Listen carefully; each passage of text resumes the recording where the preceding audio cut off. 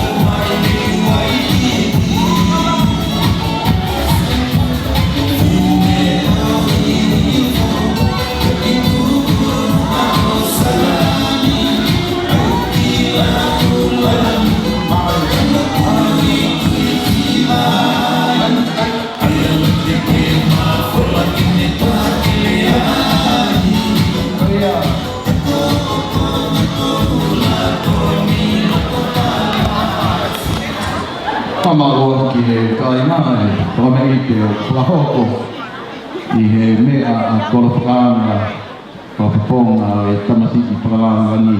Ko e tau alunga Pakawa o e whakameite o e Hoatani, Kolopanga e Plahoko atuia, e he whangamakatuna o Minilu Isa Tinau. Tā ume akio, ai tolu taha i atua. O ko akio i tā loto loto. Whātako he, ki whakaate whakalangilangi o e aho, tamasiki, ko e pirinesi ka lau i o tonga, i le nesi, ki poto. Ka ko e pirinesi pule o nomuka.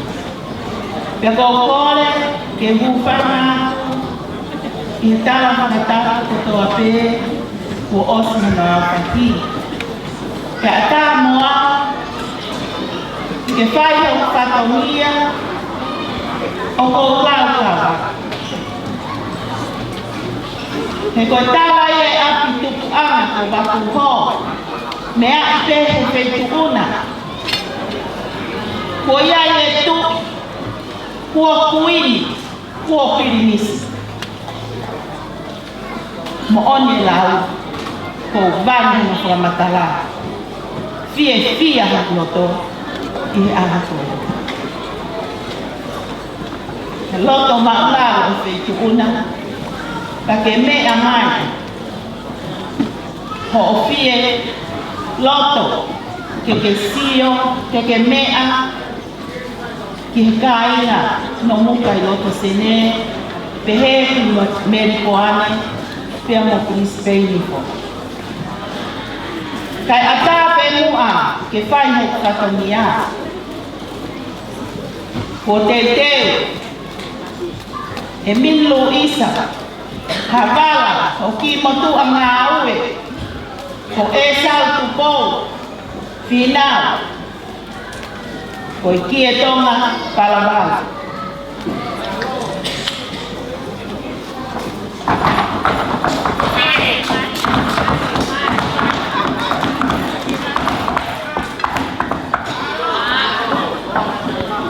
Alo.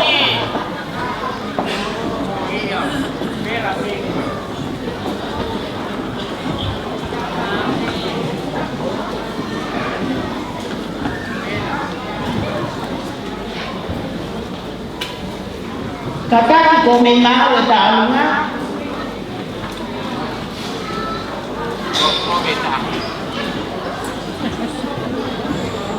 Kakak kita masih kowe mo mau ko pao que nau kakao mai pe. Neo mo pe ni o. Ini mo mai pe ni ko.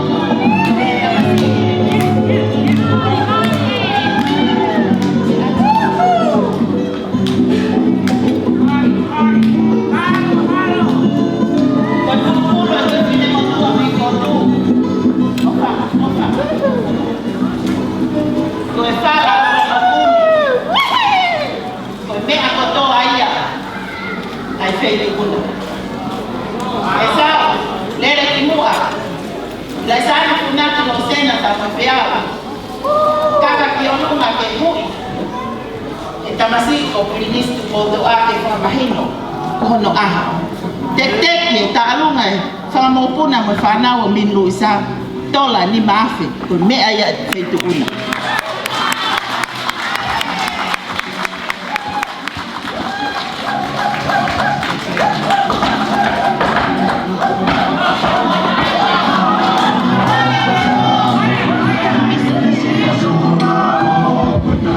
Mo hiki tuel mo mama mamuka mo paspas mai kiai.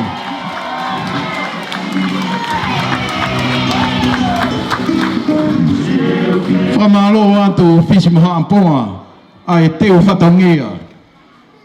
Ko lau e tau mo ai o te mua i whatongia poko toto o ko whakahoko. Tamasi tu potoa ko ki taanga o fame ite aya ki fine motu a me kotu ko fa upeia e si taha fa uhiki o min loisa ne fa upeia o fe unga mo a ko ni ke fame ite funaki ma tama pilinisi ka taki kai ke ngofua ha fa pale e to ta ya talunga si kau whakawhe ko toa pē, mei kolomotu ahau kāinga heni, mei nomuka, mei wheremea, wawau, mofua ke mo whakapare, tu au whare.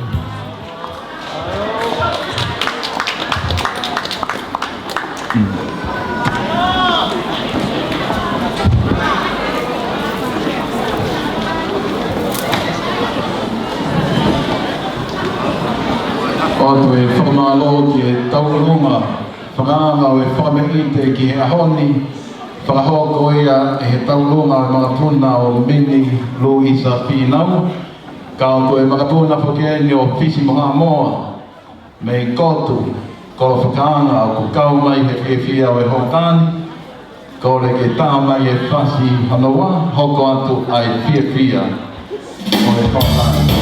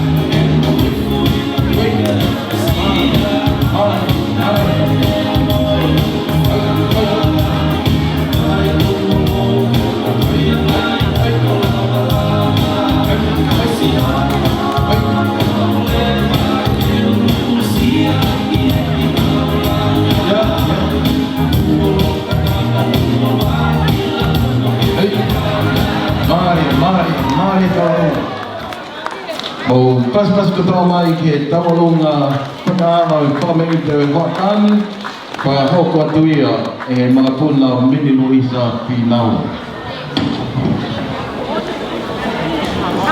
Ko e tawalunga pamete o hoko teu mai kiai ai whanau mo i mga puna o tupou matahima maka mei tanake ahalerei ke fu. Tupou matahiwa maka mei tanake tupou ke fu tau ahunga i a hama hoko.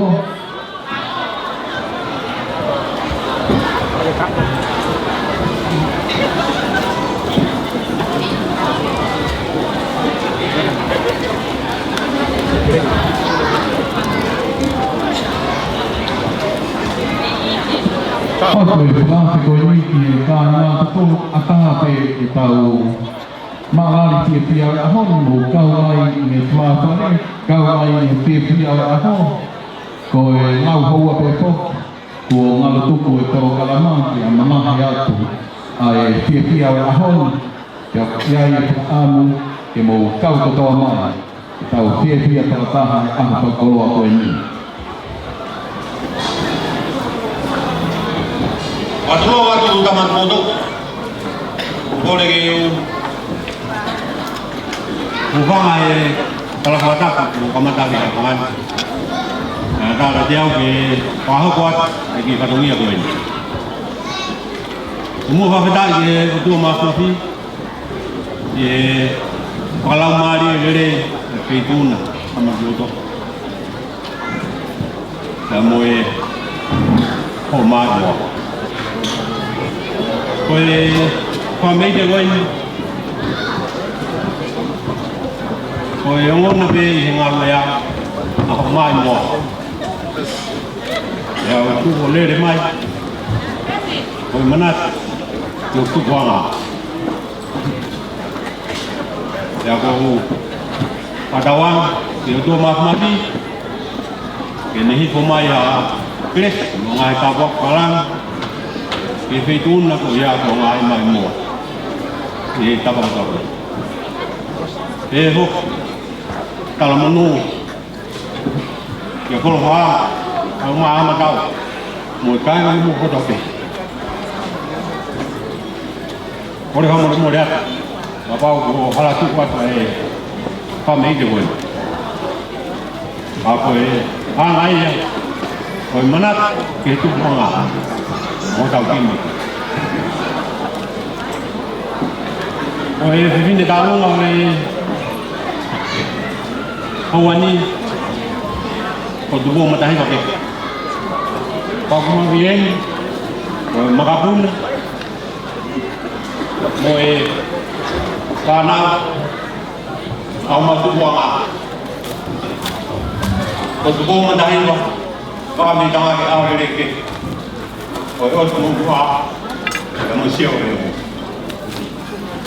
o que via que vai a corona que é mais bom é feito eu lembro de lá ao jogar Mau pas-pasin mai e tau lunga hono ua ko e manapuna o pou matahiwa maka mei tanake aho lerei ke fu.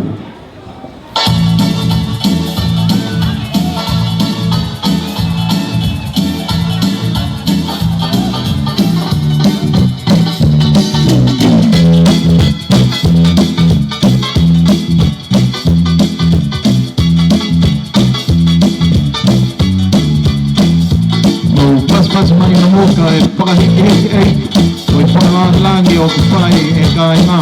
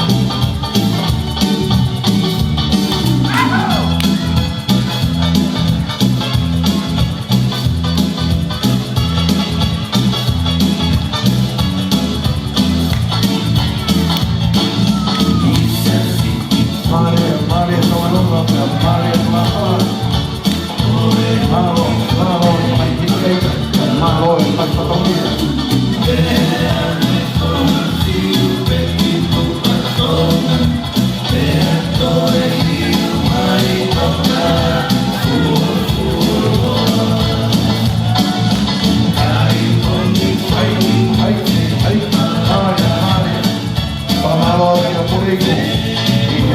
Kau mau ketemu ya, jangan mau yang sama-sama.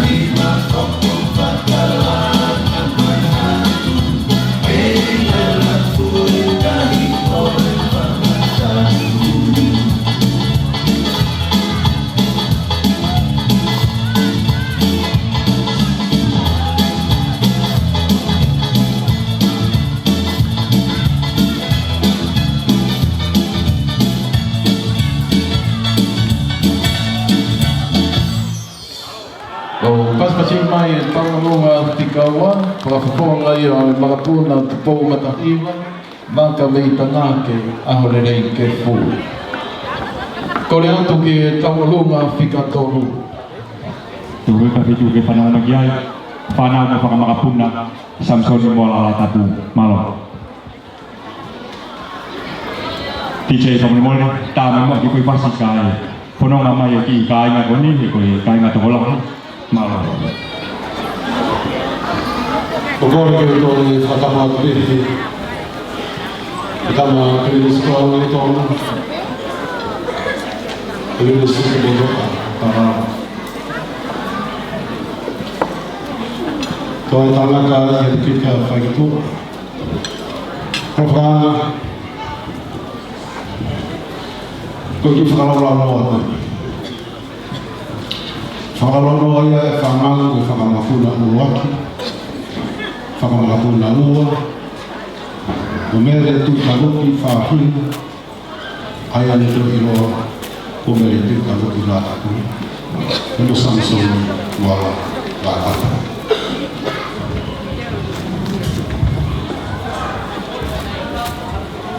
Kolporama koe himoa e maki tunga ne matua kona kumu ko halapua vika latap dan mo shere latapu ko mawini ko fifia kaki hame ilo ai ki family masiwa kalau dia kaki hame te mawino ai hello tu heako hame ade hame ta mau ku ai ki ko sisu kalai si mata ikolo fungan beki family. Kamu boleh faham umai sampai kemari. Kamu faham fifi tua faham.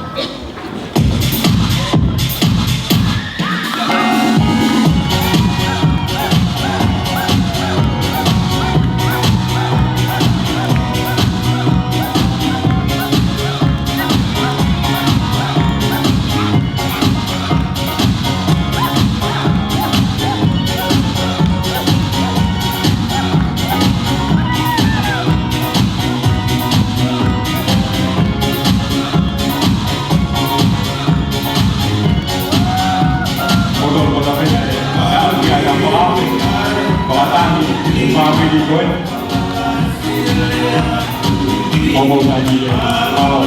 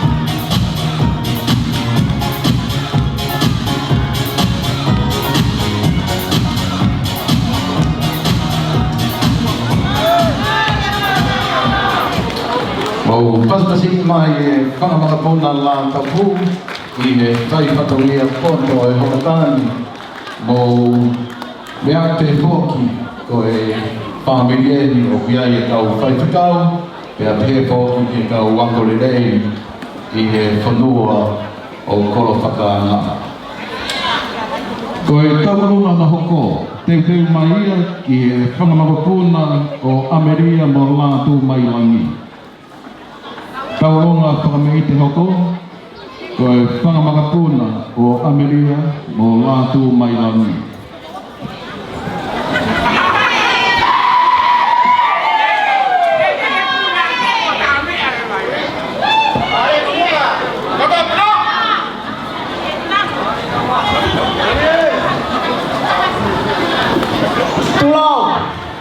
Teu whakamaringa aku ki tau moa. Tapu. pe mo tama pilisi kalau ni o tu tonga kai ha wa tu he ai ki family ta e iloa woi ko kino fio pe malo maloa ai aho he ko ke mea me tau mua ai se ni ko la o tu mua faya ye mau pata faya ye mau fia he ko aho oi vare he o tu mua paka more atu tama pilinisi ko moa o ku ua ho pangai ko ta kai fala ki mua ko ki fine motoa o ku ne foko tua i loto koe ko tupu anga pepe me o tu mua ka koe huri o fainga nuku me ye hala tuku tonga pe moe pei o manu mataongo koe au fi vala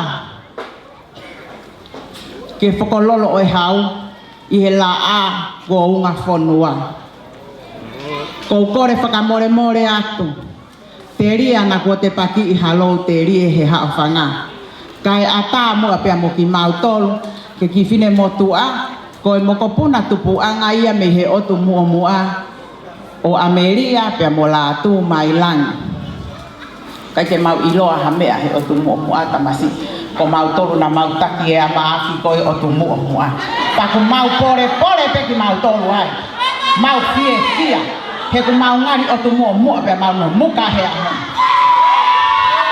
kore atu ki he ha fanga pa ko kore atu ki ta mea mo gata mo ta ya tu e fasie ti fine motu atau olunga malo tua ofa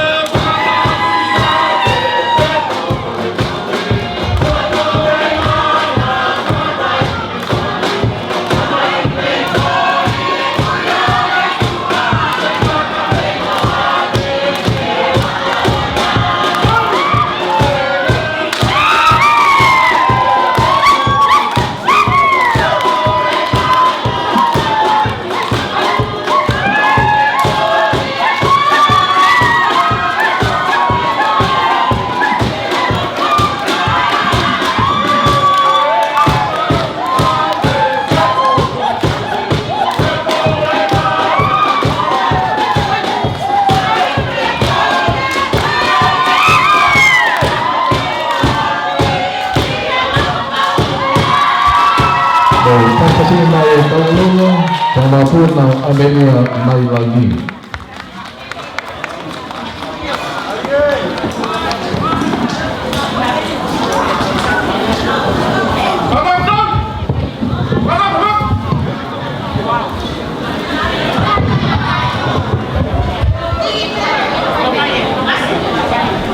Pamaloa tu ki sekretari siausi pe foki ki ono hau ko petungi ko ni.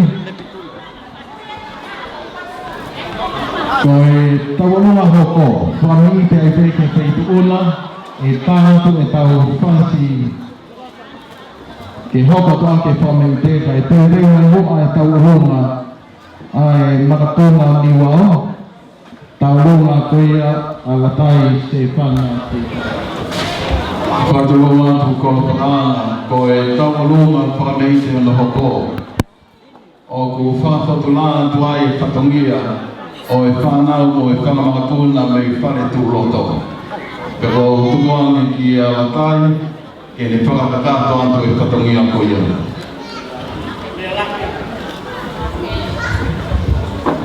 Whakatuloa atu, kau haha ke he.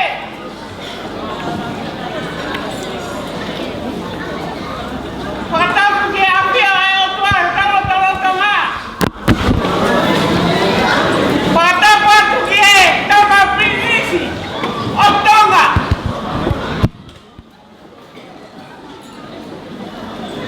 Pehe ke prinisi o namuka. O whae e rea tonga taka i o honua. O kusaya me o honua he tautu noa. Kātangi me tama. Kau whakahata whina matua tua koe ni au whakarea. Koe kurele mai me pika ni a matua. Tāki mai a ka. Whunga mai lahi lanu e malata. Whakapoe e ni whakalata. Me kau pāhia, me kau no muka ho kai ngā. Me kei whakautua pe. I. Whunga whaua o nau tau ake. Me kau ho haa ia he kau no muka. Me le tau ake, tau mai, tau angi, tau mai. Me kau ia muake e manatu. Kei milikia pe fukai, paasi. Kei lanu mata tua niu, o pangai. Kei no pe himo fua. Kei kua tono e tau paha. Whakawhetai, koe ei kipe. Hei kai, ka pau hei kai, kau a si hawa he langa e whare. Koe ongo sia e kau na ngā koe kula note. Ai whakawhetai kama, o ta aku hau me niua. Aka hera tau kai ngā. Kai kehe, o ake manaki. Ki he otu mō mua, hei kai ngāla. Tako tuunga ia ke kulele mai e he hauni. E whai whatangia, he ake manatu he mātua. O kate he o whātu. He melewa e maranga. Kua whātu. Ao ame pete. Ame pete. Pita.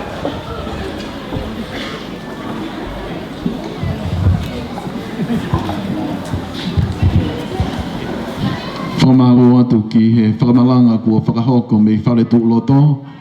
E mō paspasi i mai e whatongia whakahiki eiki o ku whakahoko i he haua koe ni.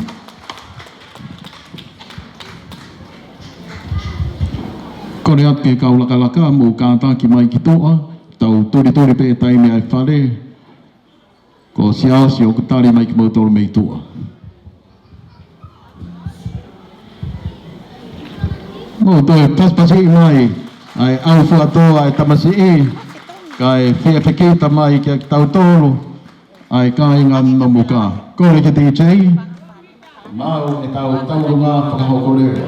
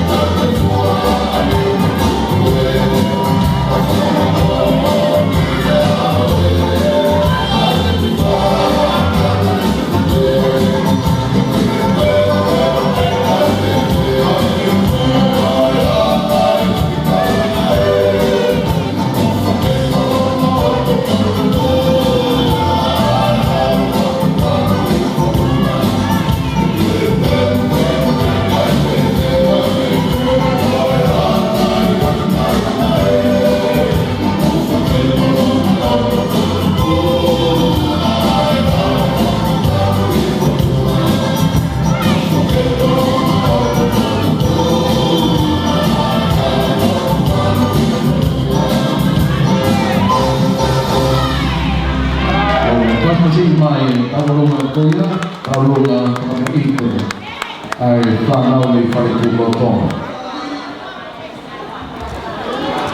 Ko tapu atu ki Taurua.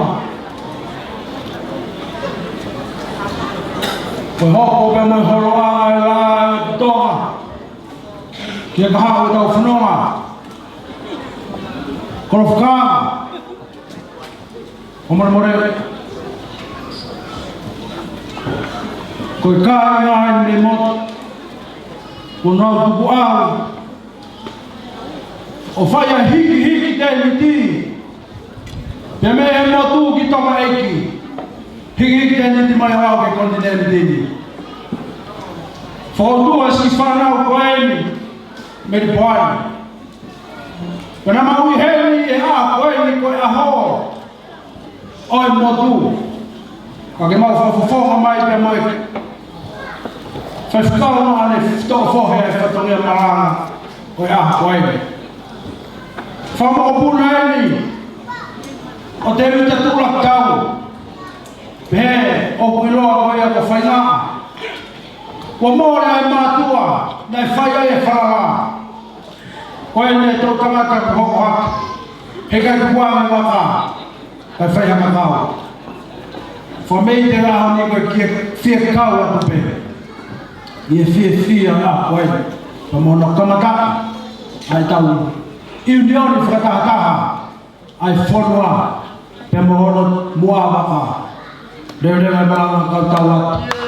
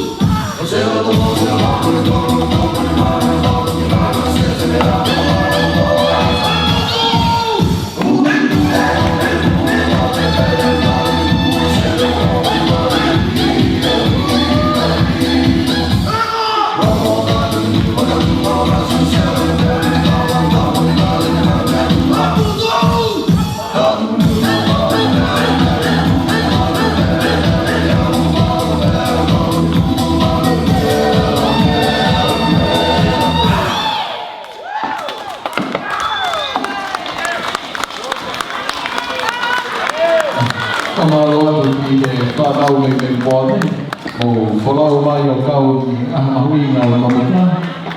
Lahoa ko mo e whainga maari o e hōtāni. Kore atu ki he makapuna o tirisa siulanga pōre mani tō tui. Ka tāki ka mo hoko mai i whame i te o e ahona. Ki mau tōru o kau ki hakaraka, kāri māsi awa si mei tūa, tau turi ko e fōke e taimi, ko e uhi, ko e hoko ai ono, tau ke tau kakato ki ai.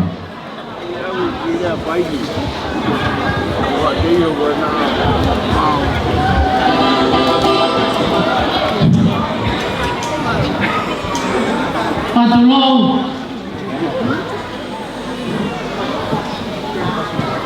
Your Royal Highness, the Crown Prince, Botoa Ugarawa Tonga.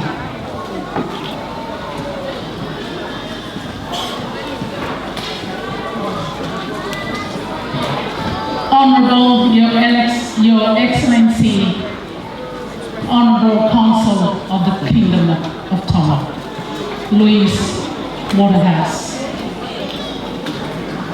Distinguished guests, it is a pleasure to be able to share with you this very joyous and memorable day, the Namuka Day. Apparently, we have a Hatehe Day coming up in September. So this is benchmark Tawiaikoto. Please allow me to share this story. Your Royal Highness, about 8 years ago, I was asked to be a guest speaker in the Tongan Uniting Church Conference, which is held every year. And I was asked to talk about the progress of education in Australia. So what I did, I looked at the progress of all our students, the Tongan students in Sydney for the last 10 years. And I was able to pick out a couple. There were about 7 of them who were on the honour roll, which meant that they got 90 plus in their HSC marks. And they were on the honour roll of the New South Wales HSC exams. So, unknown to me that the Queen, Nanasi, was the honoured guest at that function. So I took the 7 students with me and I had them up at the front. I gave them time to speak about how they got there. And after the speech, I took the students to the back of the hall. And through Suana Fabula, a message came to me and said, Paini, the Queen wants to see you with the students that you brought. We were all very shocked. We didn't know how to address the Queen at the time. And I think leading that was me. So we got there and I stood and introduced every single one of them. And one of them is a descendant from Namuka. And I remember very clearly, you can remind the Queen about this story. When I introduced this particular student, I said, this student is from Namuka. She leaned forward and she said to me, "Te talangi tamasi pirinisi, ta kukau pe Namuka hela." Namuka na amukau hela, pe amukau hela. So there you go, the news about your people here in Sydney in education. And I'm very glad. And I'm sure that the speakers we've heard, especially the one who spoke about education, has shared the passion and the importance of promoting education. And the Queen said to me, I'm going to recommend to the conference that education be a compulsory component of the conference for the 4 days. That brings me to the Namuka Day. It's very exciting. And there is hope for the education of our young people that Namuka, on Namuka Day, have chosen to have education as one of the main goals of today. So well done. Permisi tu botoa. Ko ai tala tonga. Ko kai na me tonga tapu ka ke na fa ai. Ko kai na me vavau ke na vela mafana. Ta ko kai na to kua me hapai ko ve. Hapai ve. Ko ya honi ko whakahalai he kāinga no mo kāia e talakoia. He koe a honi mo sio me whae eiki ai whai whatongia e te hokāinga. Ko lawe i he a honi e sio ki he vela e whakawhaka mawhana a hokāinga me nonga. Pea kouto e sio pe ke nā veu. Ko lawe i a te pe ke marimari a whetuna he whiawhia ho mea mai ki hokāinga. Koe a koutu ai e hoa koe ni ke whakawhangai ai whatongia koe ni. Koe tahai ni e kautau reka o nonoka a te Lisa Levani taupui. Kone tau reka ta walwala kau ikai ke si lava ke nei heni ke whai ai whai whatongia mo hapai he whituna. Kai ke, ko whai lere mai ai whanau pehe ke hoa pe mo whanga mo puna e hoa koe ni. Ke whai ai whakameite mo whaholo mamata ke whituna. Oho iai whoki ai i kai whonua. Pea wo lere mai e whanau mo whangamopuna. Me whangi matai awa koe ni. Ke whakamoko. Ka taki o hake ki oa. Whamorimori me nai te takai whala ki he. Whakaau ai whakamoko e whangi matai awa. Ki he tamasiki pirinisi kalawini.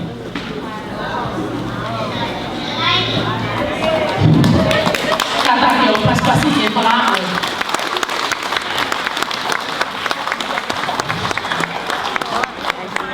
Koe whakaosia e whai whatongia. Koe ki i lai loa kau ko whai e lere mai pa moi whanau mo whakamopuna. Koe o atuia ke whariki aki ai mea lele ai wheituna. Ka take DJ o tā mai whasi. Kai whameite ai mokopuna o te Lisa Levani taupui. Mama.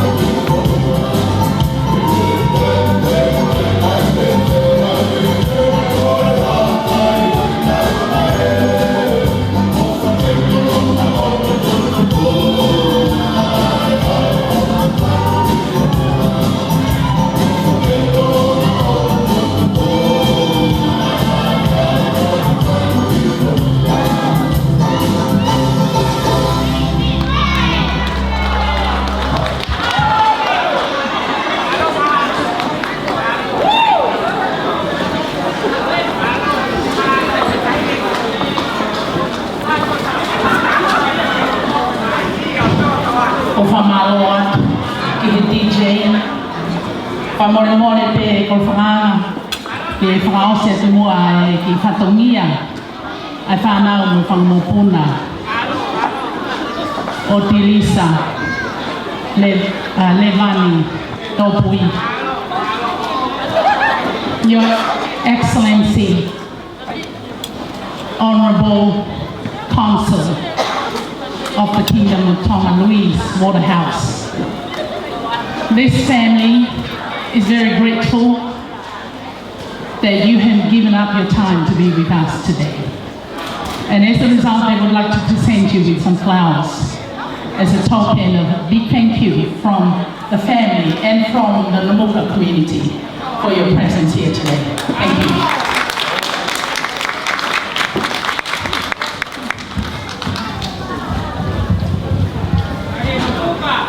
O atua e whamalo ki he tau alunga koia, whakawhawhonga o e tau regereka me Namuka, ko Tirisa Levani Topui.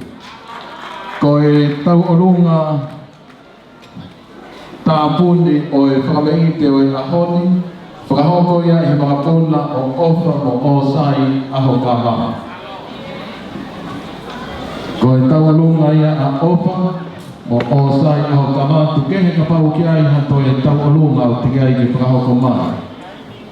Whatulau atu kolo whakaanga kai watu i hola ko e ni, ko e tau alunga ko ia o e marapuna mo e whanau o te pō matahiwa waka mei tanga ke ahurerei ke fu, te unga mo e pānga e taha pe te au whanoa mo paspas mai ki ai.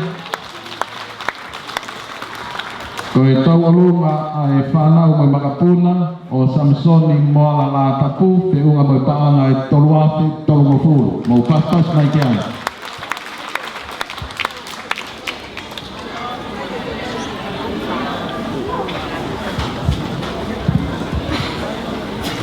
Ko whakaanga ko e taualunga whakaosi e.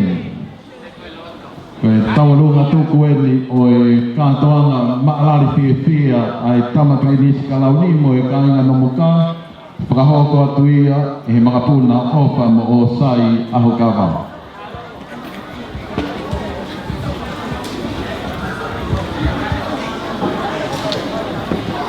Ko kore ke uhupanga hi whakataku. Tomua whatapu ke he tui o langa. Ni whakahao whanonga ki tau tolo he ahoni. O whakatu uta rerei ai Tirinisi. Tupoto. E whanua muri koe. Pēo tau fia tau haka he langi ko tau. He koe otu ana ne whai. Pea tau whenua ki fia mo tau Tirinisi he aho ko eni. Ko kore whakamore a ki whentu una. Nā mā hei ha tala he koe whatongi ana koe whakatupake. Malope e te tae whakoutua ka neongo ia ko hoto whatongi a pe ke whai. Ko whakamore atu hei, ka e whakahoko atu ai sine motu a whai whatongia. Ko e moko puna au o tei o Namuka. Ko e kukui, ko e whewhine ko anahalame, ko e tō whewhine ia o tei. Pea ko kou nāu ke u whakahoko ai whatongia. Pea ko whaka la ki e motuni. He pikai te a atu, ta koe tongi pe ai whatongia. Ke whakawhawhonga atu, ai taurunga ai whangamoko puna, pe koe sea ia koe komiti, koe aho o Namuka, koe whewhine ko ofa ki o netari aho kawa.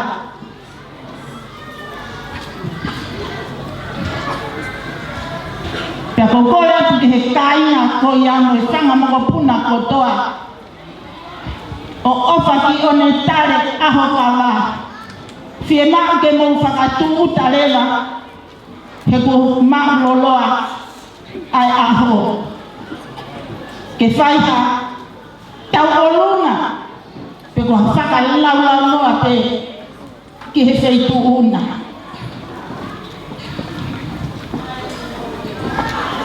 Mo mea mai pe kaina, ko whanga he whangatapu, ko whangi nanu pe lia me nomuka. Ke whakaosa ke katoana, o e aho ko e ni. Tō kore ki te whakahoko atu pe ai, wala o e sea. O whanga moko puna o kolo whakana. Whalafihu wa no kumi e taha, whalafihu te kumanima e tonu, awhi aki ai whātu wai.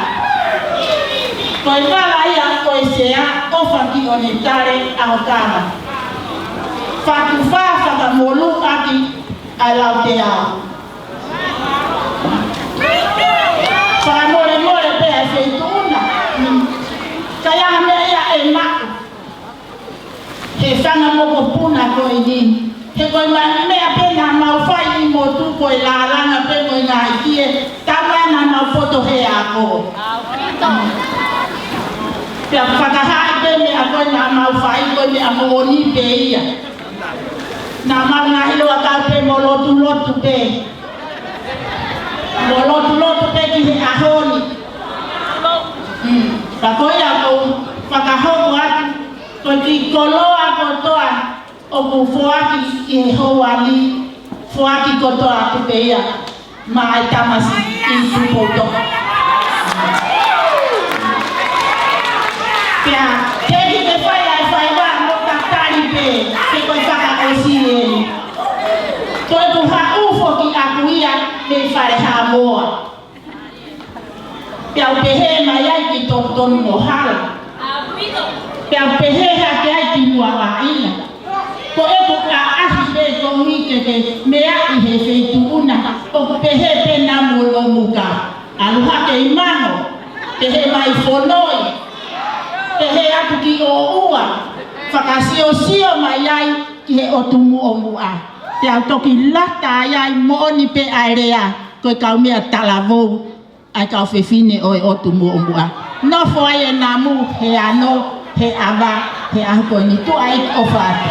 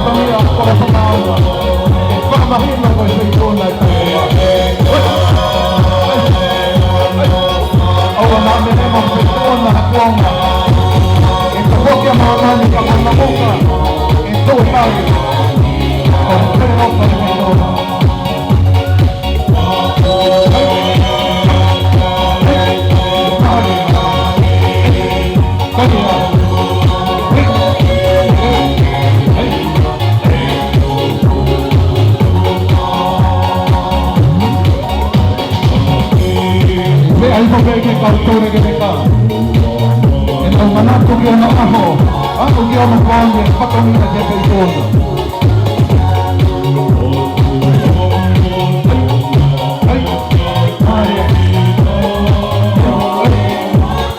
Hello.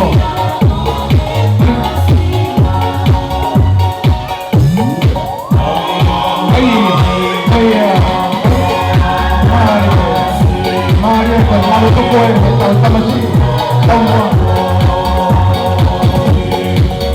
Maka tahu yang akan memuka. Kau yang ini kita dapat sama ini. Malu, kalau nanti akan sama. Maka tahu kau tak? Buat tahu lagi, kau yang tahu. Ay, Maria, Maria.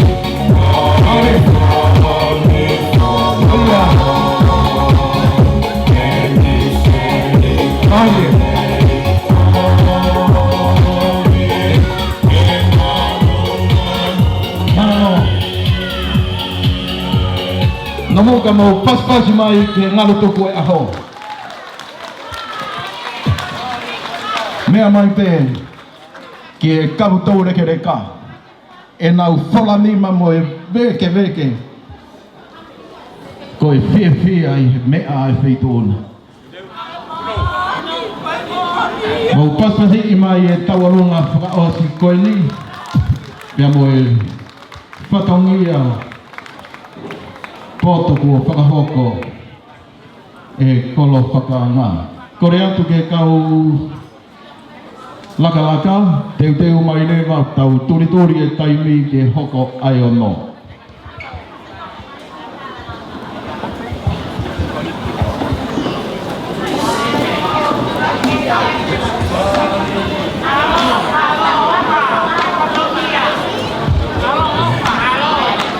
Kolo whakaanga, lolotonga o ku teu mai ai laka.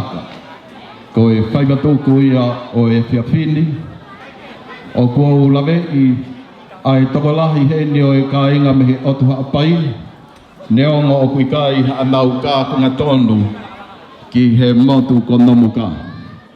Kau ki ai poke lea o e tau tahi, ke he atua tau whatahi mo e otu haapai, he oku poto he mea kotoa, poto he lotu, poto he ako, toi poto pe foki he ka kolo whakaanga.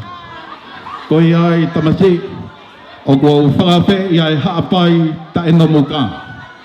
Pea kua u kore atu ki a kawhai ka moana. Ko e tahine foki eni o loto whanganon. Hātou kai, kore atu ki a vilai. Kore atu ki he kau haapai kotoa.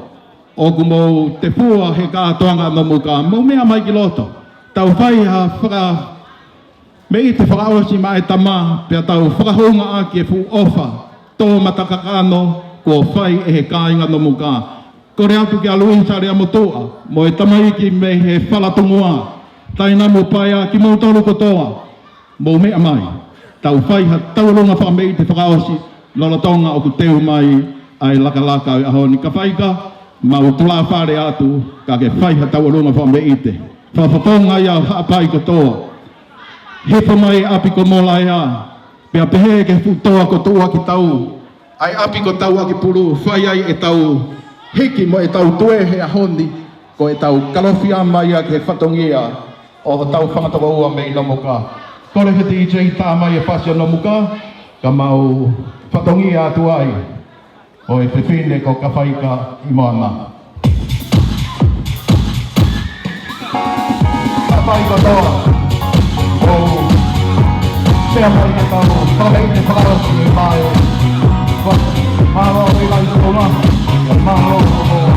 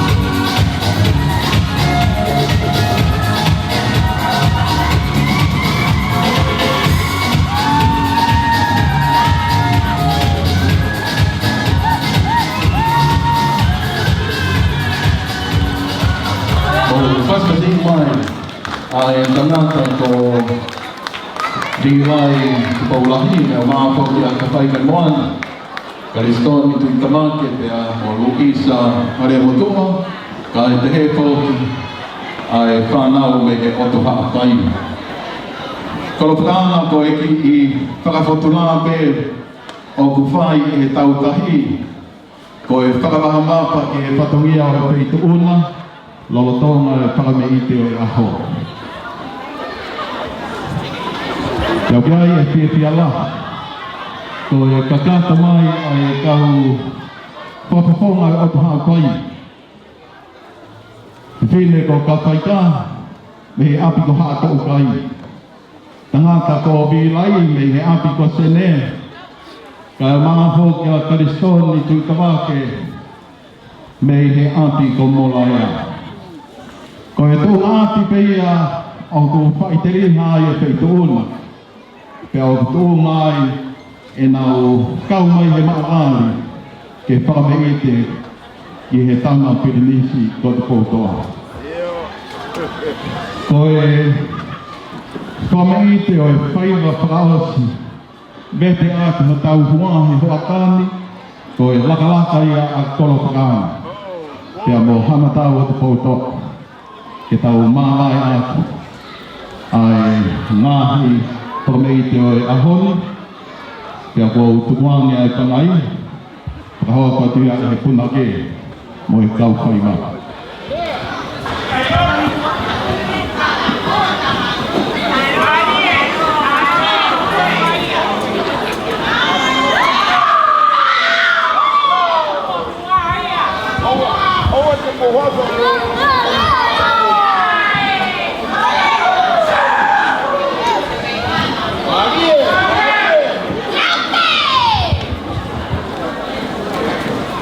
Maria Namuka!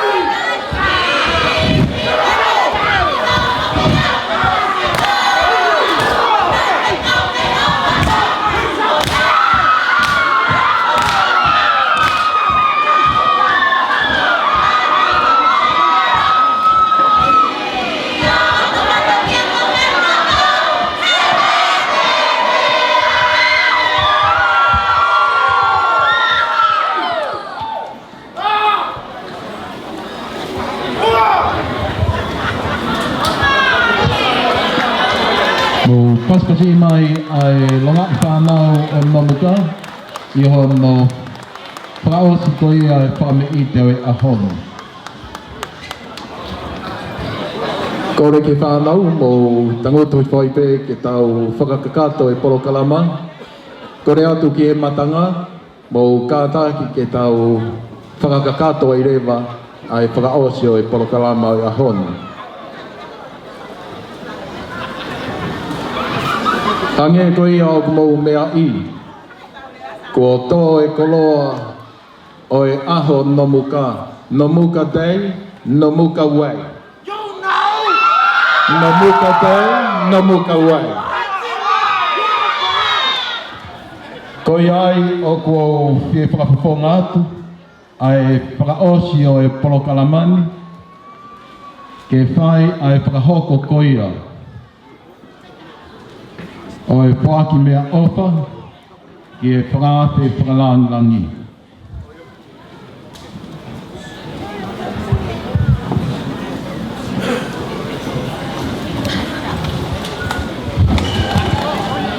Teo mai a kuri i taulahi, ke whai e whakapotunga o e whakamalo o e ahono.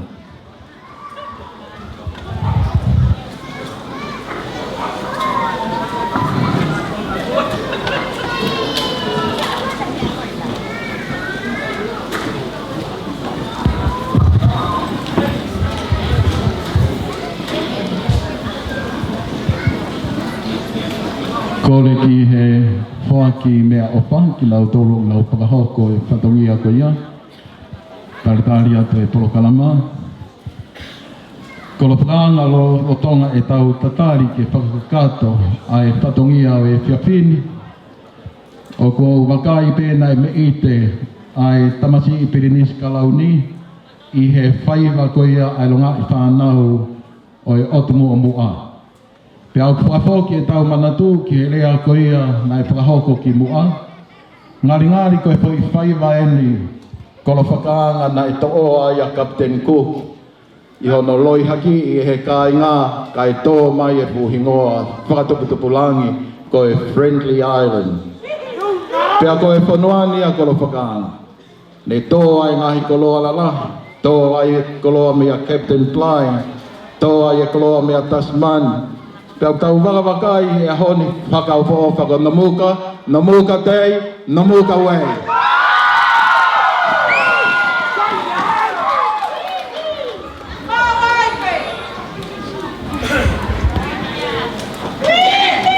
What a beautiful day.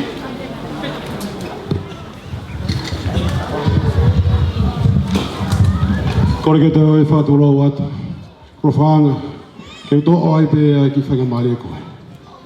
Ke whaki ai mea ofa, ahaka ai ngā, koe whakalaulau noa ki whatangia. Ako kore ki sea community Namuka, Sydney, Australia, ke ne whaki ai mea ofa. Koe paka ni mawhi, mea ofa, me tōna.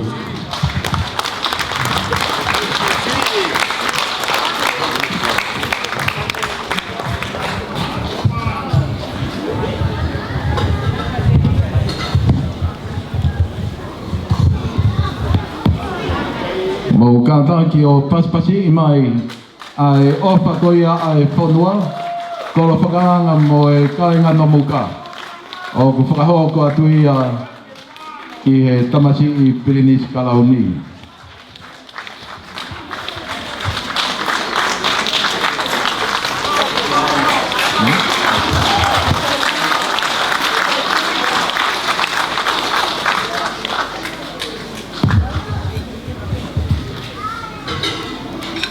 Namuka mo to e paspasi i mai e lava ko ia i kuna mo aho he whoni.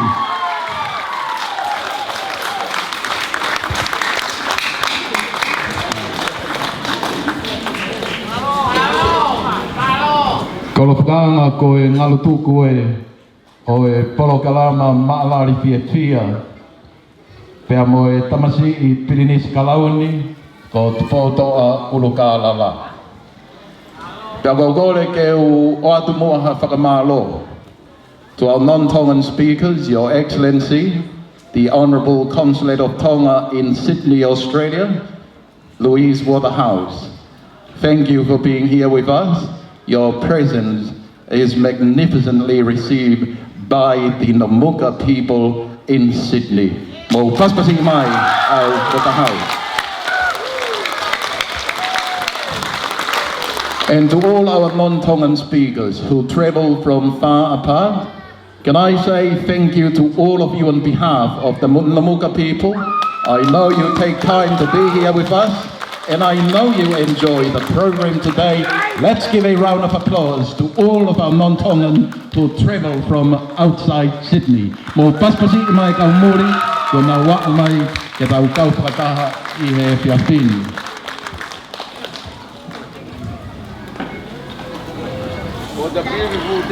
Pea kia e whakamālolo ta haunga. Ko hi ko e kau ngā mea mo e kau ngā ue o e ka inga me I Namuka mo paspasi I mai kau whakawhi kotoa ko nā ulawa mai ke whakawhea ngai mo whakame ite ki e tama whakawhi whakalangilangi.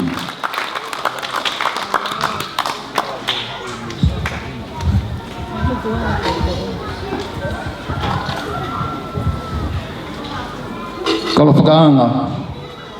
Tuku mua ki a kofi mua whiaki, ke whakakakato atu hono whakatongia.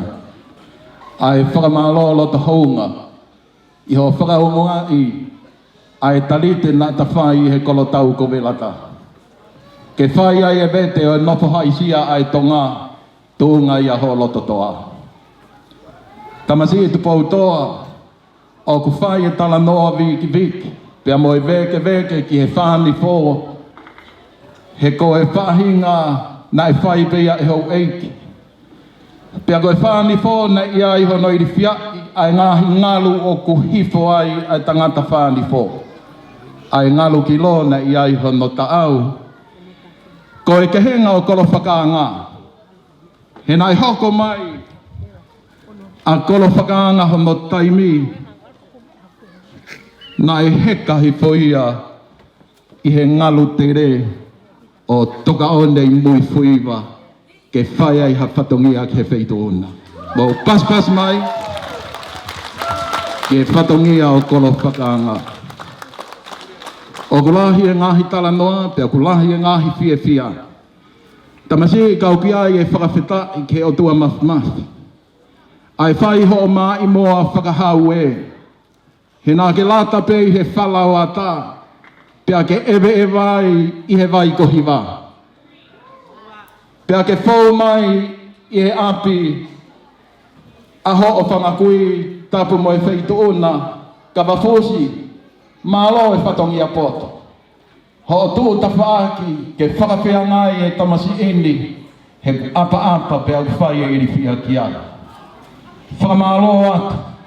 Ho o whie a whea mai ho ka inga me he mui fui wā o tu mua mua. Pea ki ai e whakawhita, he koe uhi koe koloa tō me ilanga. Ha taimi ke mea mai o whakaloto whare ia moho kakai, moho ka inga. Ko kolo whakaanga talu pe e tarite me I velata, mo e ne hapai e whatongia ke wheitu una te e ki hane ta whoki. Ko iai tamasi I ka iaha kuonga moho taimi, ko kaumai alangi o ke hopo ki e talo ni. O ana mere mo he wheitu ona.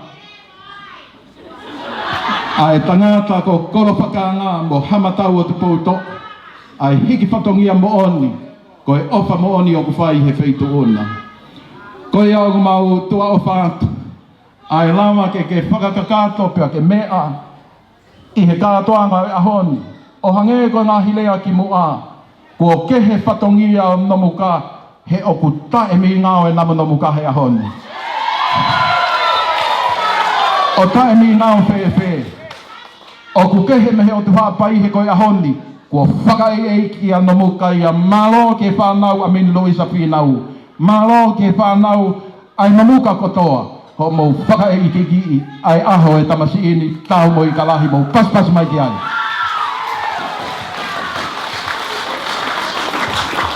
Whamore ka pau kua Manuka ai toputapu e wheitu ona. Ka kua wakai atu ki he Namuka Day, Namuka Wei whanau, mo whiawhia ki ai. E no muka all the way. Hange koe lau ai polopola koe ni o ku tuku mai he ahoni. Mau magawa ki he otua ai ngahi whanua kotoa pē. Kauhi a Sihova ake pia pia, namuka kauhi a Sihova ake pia pia.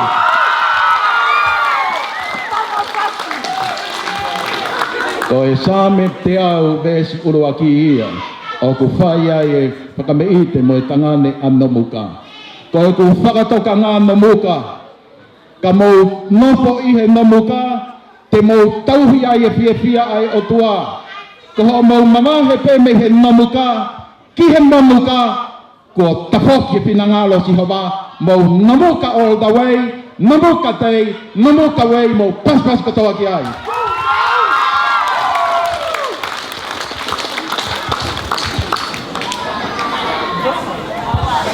O kua tatau atu, koro whakaanga, ko e kakato ia, o e whatongia kua kouna kita ke te lere mai o whakahoko, pia kua ukore, ke ungata he ka e whakaosi he tangatai whai whekau. Whakawhe he tangatai whai whekau ke ne whai halotu tuku, ki mo a pia hoko a e whasi whakaponua, pia tau toke hoko atu meia. Kore atu ki a vika, ka tāki mo a ki he nei ki whai whekau, pia o atu e kore koe ni. O atu e kore koe ni namuka, kua tau e ngangi o e aho i he whatongi a poto a koro whakaanga mo hama tau atu poutoa. Ko e namu namuka, o ku tae mi ngā o peia he lotu mo e ako. O kai tae mi ngā o e namu namuka ai he kopi. O ko whakatoanga atu namuka, ko e fia a Sihova, o ku alo o whaia i ho mou kei namuka. Ko e ne manuka tapu e whalahola mo e heilala. Mamahe o whaia a Sihova. Lotu mo e ako, tae mi ngā o e namu namuka, leba malanga kau tau atu.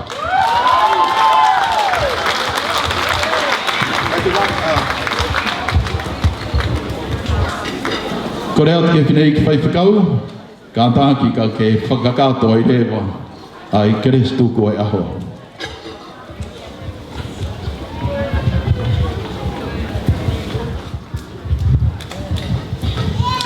Mau whawhoki atu ai ngei a mo e langi ki he awhiona. A koe o ku tawhi me ai e matawai mo i kotoa pē. Mōni pē tāla ho wholwhorane huna, mau hanga mai ke te auka mo ui. Ai tapa kotoa pē o mamani. Pea whia mai e mau whakawhiawhia ko hui ko Crown PNC tupoto. Ka whungani ange e mau whiwhia e mau maui. Ai maui a mau laumani e mau hanga ki a whiona. Tōni mai toa tapua ki ai kainga. Tapua ke nau whoki atu. O toa, mau inga kato ngani. Koe maui o mau laumani e he kuwawe e taimi. Mau atu a tamsi pinis tupoto ki a whiona. Kai mai whare tui. Uma koe whangam, moi kau matapule. Uma kai inga ko tope, ko nau mea mai o tala o he whare koe ni. Mau atu ia ki he a whiona. Iai hau whina alo i he kauna. Mau atu pe ia ki a te koe. Tāpuaki mai e whiafu koe ni. Ia Sisu Christ ko alo ka ko mau whakamo ui.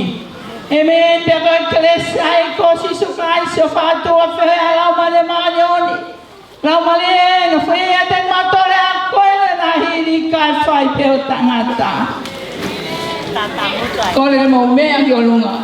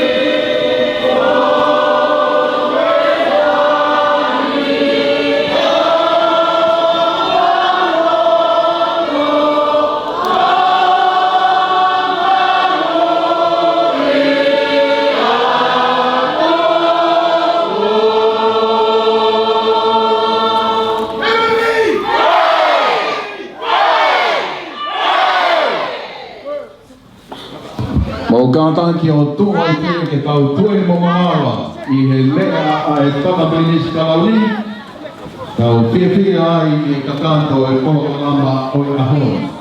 Lolo tonga i ne mea mai ke ne mea rere. Kolo whakaanga mo na moka, tau ongi ha whakalangi lang ke tamasi. He pipi! He pipi! He pipi!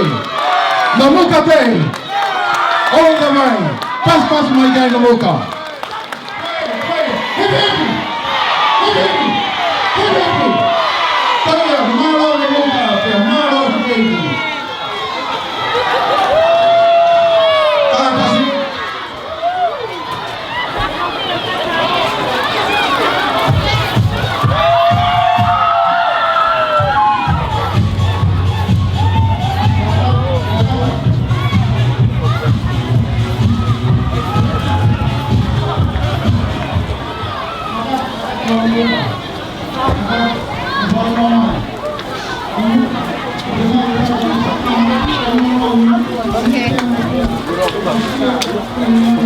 Legal, que se fue,